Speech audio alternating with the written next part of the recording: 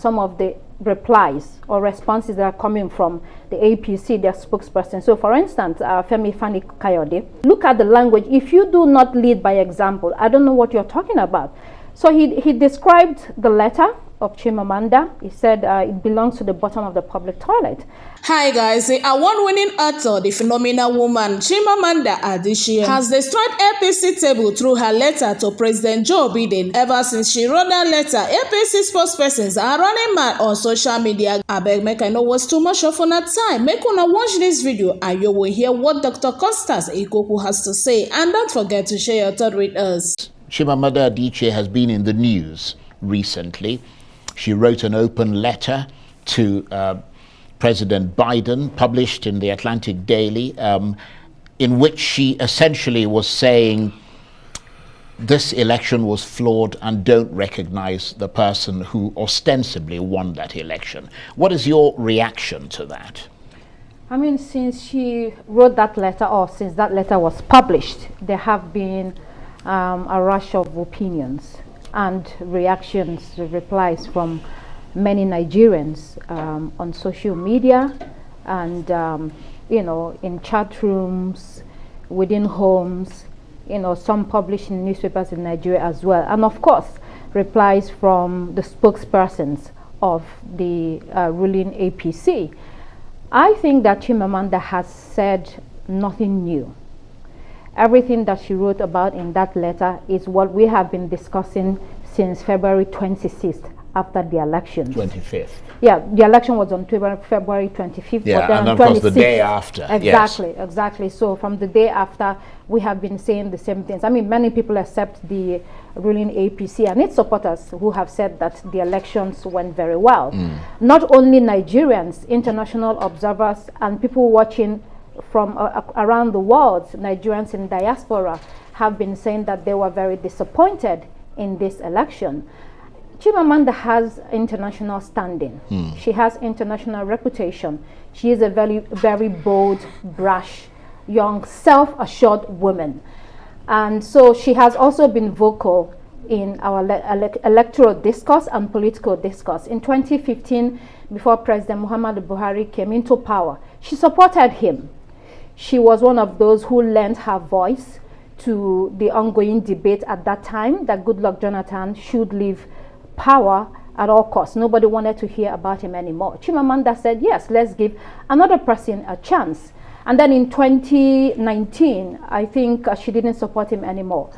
So there's nothing new in what she's saying, but it sort of gives oomph to the movement that is ongoing, the movement of people saying that we should not accept this election, especially when Professor Wole Soyinka had the other day sort of ascribed the word fascism to how the movement has been handling the aftermath of the election. So it's like one for Chimamanda, one for Professor Wole Soyinka. So the debate is still ongoing, and I think Nigerians are very excited, and the movement and the young people that are driving this movement are very hawkish. They're not dovish at all, and you cannot be dovish because the people that you're dealing with, the APC and the politicians, they're not people that will roll over for you and you can take power. They themselves believe that power has to be taken and not given. And so the debate continues. The most important thing is for people to see that an election is free and fair, for it to be shown to be free and fair. And if it isn't, then obviously people go to court. You're absolutely right, Charles. And when Prof was talking about, you know, reconciliation and, you know, look, I think that someone should lead by example. So when you have a government, there's a reason why you have a government.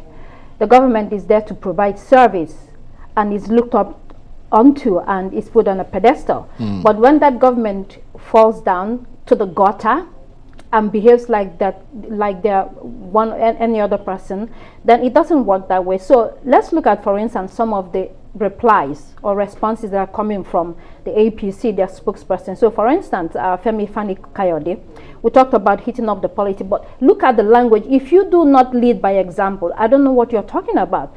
So he described the letter of Chimamanda. He said it belongs to the bottom of the public toilet, and then goes on to say it's overrated, she is overrated, Igbo-centric new age diva. That's an official spokesperson. And then Bayo Ononuga says, "Dear Joe Biden, please just trash the open letter by Chimamanda on Nigeria's election once it gets to your desk.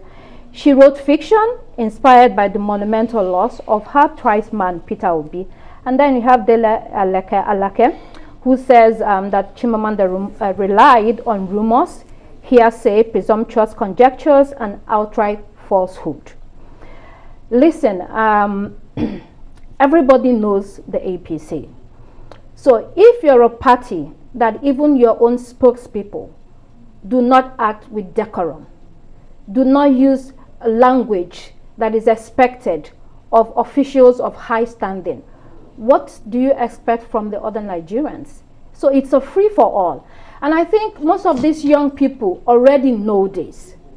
From the beginning of the time when they decided that we are going to fight to change the old order. We think it's our time. We think that all those people have given everything that they have to give, nothing more. We think that they should all retire.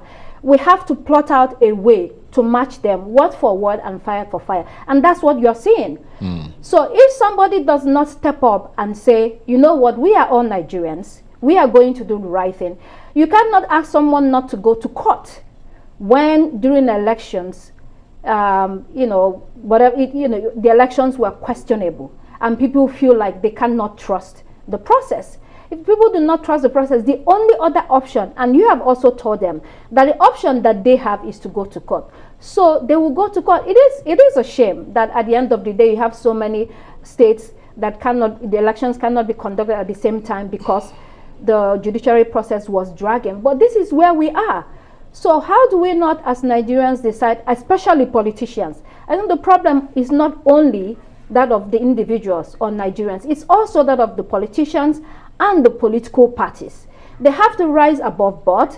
They have to decide that this country belongs to all of us, and we must work in a way that is in the interest of all Nigerians, right, not just them. So it works both ways. Sure. The responsibility is on both sides. Well, I've got